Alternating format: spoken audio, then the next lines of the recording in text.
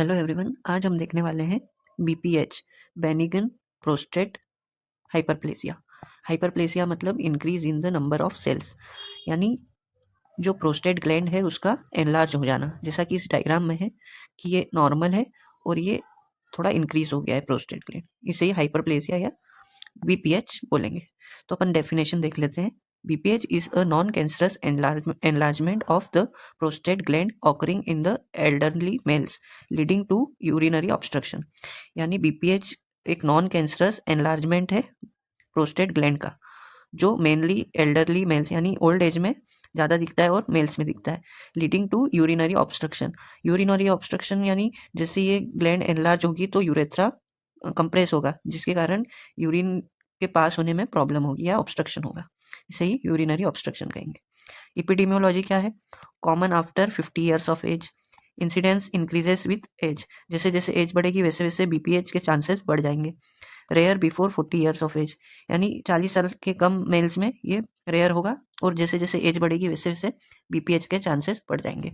Anatomy क्या हो सकती है? Prostate surrounds the prostatic urethra. ये जो प्रोस्टेट ग्लैंड है वो प्रोस्टेटिक यूरेथ्रा को सराउंड करती है। जैसे ये एनलार्ज होगी तो ये कंप्रेस करेगी यूरेथ्रा को, जिससे यूरिनरी सिम्टम्स दिखेंगे, जैसे लो यूरिन का पास होना या यूरिनरी ऑब्स्ट्रक्शन होना, ऐसे सिम्टम्स दिखेंगे। अब इसके कॉजेस क्या हो सकते हैं? पहला फैक्टर तो एजिंग है, जैसे जैसे एज बढ़ेगी वैसे वैसे चांसेस बढ़ जाएंगे।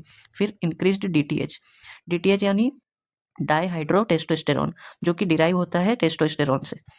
अब तीसरा क्या है? हार्मोनल इम्बैलेंस, तो एस्ट्रोजन और टेस्टोस्टेरोन का रेशो बढ़ जाने से भी ये एक कारण हो सकता है।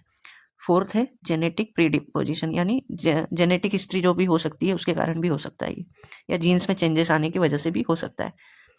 पैथोफिजियोलॉजी, इसकी जो फिजियोलॉजी है वो क्या है? टेस्टोस्टेरोन से डिराइव होता है डीटीएच, जो कि हार्मोनल है बाय 5 अल्फा रिडक्टेस। तो जैसे जैसे डीटीएच बढ़ेगा वैसे प्रोस्टेट ग्लैंड हाइपरप्लेसिया यानी एनलार्जमेंट ऑफ प्रोस्टेट ग्लैंड होगा। उसके कारण क्या होगा? यूरिनरी यूरेथ्रल कंप्रेशन होगा, उसके कारण यूरिनरी ऑब्स्ट्रक्शन होगा।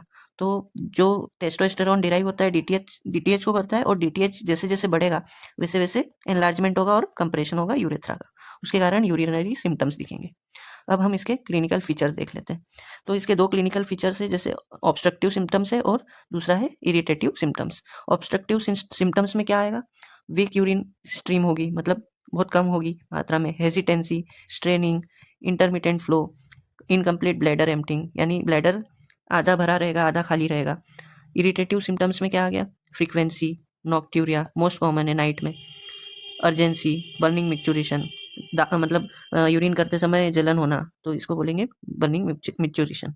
अब इसके कॉम्प्लिकेशंस भी हो सकती है, यदि ट्रीटमेंट नहीं किया गया या ट्रीटमेंट गलत हो गया तो उसके कॉम्प्लिकेशन भी हो सकते हैं। तो एक्यूट यूरिनरी रिटेंशन होगा, रिकरेंट यूटीआई इन्फेक्शन यानी यूरिनरी ट्रैक्ट इन्फेक्शन हो सकता है, hydronephrosis, renal failure, bladder stones. अब इसके इन्वेस्टिगेशंस देख लेते हैं। यूरिन रूटीन में रूल आउट इन्फेक्शन होगा, पीएसए प्रोस्टेट स्पेसिफिक एंटीजन के द्वारा टेस्ट करेंगे। फिर है अल्ट्रासाउंड यूएसजी केयूबी प्लस प्रोस्टेट। फिर है यूरोफ्लोमेट्री, और लास्ट है डीआरई यानी डिजिटल रेक्टल एग्जामिनेशन। इसमें एनलार्ज, स्मूथ और फर्म प्रोस्टेट दिखेगा। तो ये सब इसके इन्वेस्टिगेशंस थे। अब आखिरी है ट्रीटमेंट। ट्रीटमेंट में मेडिकल मैनेजमेंट क्या होगा? टेमोसिलोसिन, यानी ये अल्फा ब्लॉकर करेगा, मतलब अल्फा ब्लॉकर है, जिसके कारण ये प्रोस्टेट को रिलैक्स कर देगा, उसके कारण यूरिन फ्लो बढ़ जाएगा। अल्फ्लूजोसिन, ये इंप्रूव करेगा यूरिन फ्लो को। फिनास्टेराइड, जो कि डीटीएच को कम करेगा, जिसके कारण इन्फ्लेमेशन या एनलार्जमेंट कम हो जाएगा प्रोस्टेट का। ड्यूटास्टेराइड, जो कि 5 अल्फा रिडक्टेस इनिबिटर है, जो हमने देखा था इसमें, जो ये 5 अल्फा रिडक्टेस है इसको इनिबिट करेगा, जिसके कारण डीटीएच कम बनेगा और उससे इन्फ्लेमेशन कम होगा या एनलार्जमेंट कम होगा। सर्जिकल मैनेजमेंट क्या हो सकता है? TURP, यानी trans urethral resection of prostate, इसका फुल फॉर्म है TURP। गोल्ड स्टैंडर्ड, यानी ये एक्यूरेट टेस्ट है और बेस्ट टेस्ट है बीपीएच का, ठीक है। सेकेंड है प्रोस्टेटेक्टोमी, जो ओपन और लेजर के थ्रू होती है। तो आज हमने देखा बीपीएच, बेनिगन प्रोस्टेट हाइपरप्लेसिया। अब हम नेक्स्ट वीडियो में देखेंगे यूटीआई के और कॉजेस क्या क्या हो सकते हैं।